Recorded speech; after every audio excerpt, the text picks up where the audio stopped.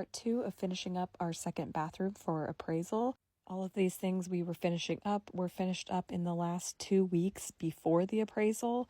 So we really were hustling all over the house to get everything ready. This bathroom needed so much work because it had basically been untouched before this point. Everything needed to be cleaned and repainted, and then all of the fixtures needed to be reinstalled. Appraisals are really interesting because they are kind of objective and kind of not.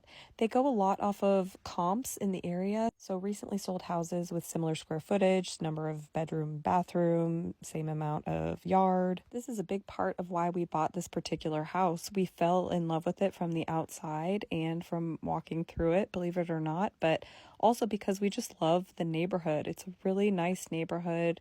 You get a bit of a view of the city, which is really hard to come by. And then on the bonus side for the appraisal, the sky's kind of the limit with the types of houses around here that they can use as comps. We had an appraisal done on a house in northern Washington in a teeny tiny community. We did a really, really cool remodel on that. I'll share it at some point. It was such a cool house. We didn't take nearly enough videos or pictures of the whole process, but we ended up having 2 appraisals happen, and they were $200,000 different in what they said the house was worth. That one was really hard because there just weren't comps. They had to go off what they knew about the area, and one person really knew the area, really knew the market, and they were the one that was significantly higher, and the other appraiser was from a different town and just didn't know the area very well. In a bigger city, this just isn't that much of an issue.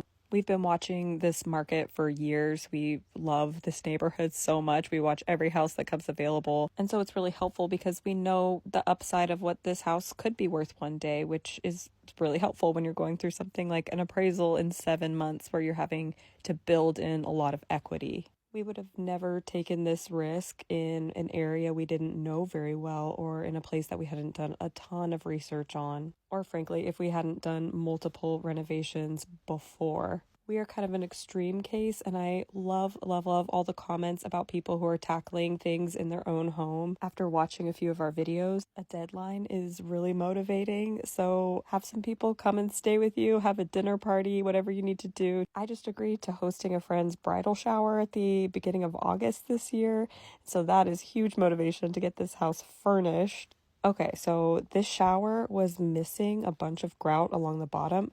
I thought it was a bunch of mold or something, and that's why the lines were so dark, but it's just because there were holes between the tiles. So I just caulked in the sanded grout and used the sponge and got it all even, and it looks like brand new tile. Disclaimer here, we are not going to be using this shower at all. We know that the floor tiles leak. There's leaks going on with this whole shower, I'm sure. So we just got it looking pretty. Don't worry, we can see under the entire bathroom in the crawl space, and it's fine. Nothing's damaged or rotting. It just had dripped onto the ground, if anything, so all the structure's fine. We will just want to replace it at some point. It's also really claustrophobic in there and a really low ceiling, which is super weird. We installed the new toilet, but the pins were too short, and this was like at 1 a.m, and so the next morning, right when the hardware store opened, David had to rush in and grab some new ones. But in the meantime, some people were asking about the hole in the drywall, and that was for this little mirrored cabinet. This came with the room, and we kept it because it's so cute. It's a medicine cabinet, opens up, it has shelves we need to put back in. And this is the sink that was upstairs. A lot of people were lamenting, thinking we got rid of it. We didn't. We were just saving it for the smaller bathroom because it's a much smaller sink.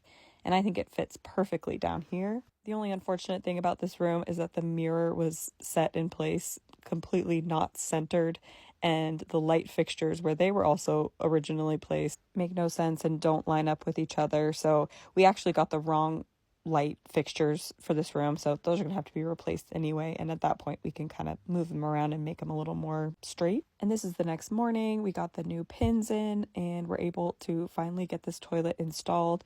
It was very hard to install. There were tiny holes that the pins had to go through perfectly without crushing the wax seal first, so it was a whole thing getting it ready, but this is the final result.